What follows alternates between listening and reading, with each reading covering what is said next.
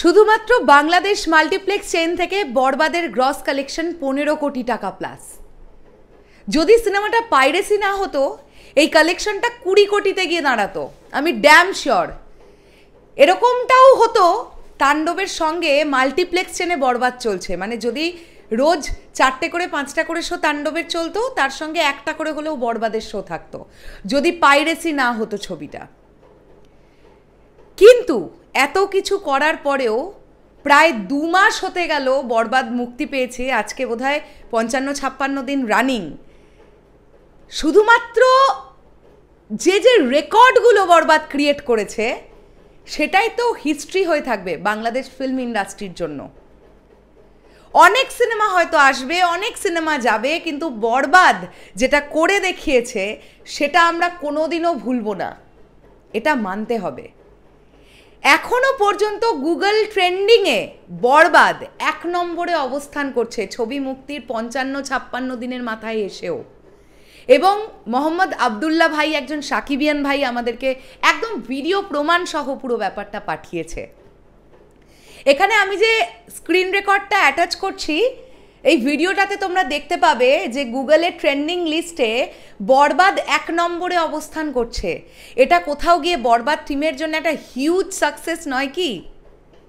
এখনও সিনেমাটা কিন্তু ওভারসিজ মার্কেটে বিজনেস করছে। হ্যাঁ, যে বিজনেসটা হওয়ার কথা ছিল সেই বিজনেসটা হয়নি বরবাদের, কিন্তু যতটা ডাউনফল হবে আমরা ভেবেছিলাম ততটাও ডাউনফল হয়নি কিন্তু বরবাদের। আরবিয়ান কান্ট্রিগুলো থেকে বরবাদ কিন্তু একটা ঠিকঠাক কালেকশন আনতে পেরেছে।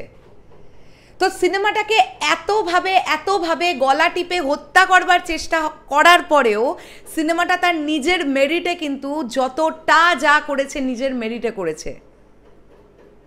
ডিরেক্টর মেহেদি হাসান হৃদয় ভাইয়ার অক্লান্ত পরিশ্রম, তার একটা ক্লিয়ার ভিশন, মেগাস্টার শাকিব খানের অনবদ্য পারফরমেন্স, একটা সুন্দর গল্প, রিয়েল এনার্জি প্রোডাকশন হাউসের যে এত বড় একটা নেওয়ার রিস্ক, সবটা কোথাও গিয়ে মিলেমিশে একাকার হয়ে আজকের ডেটে দাঁড়িয়েও বরবাদ রেকর্ড জেনারেট করে।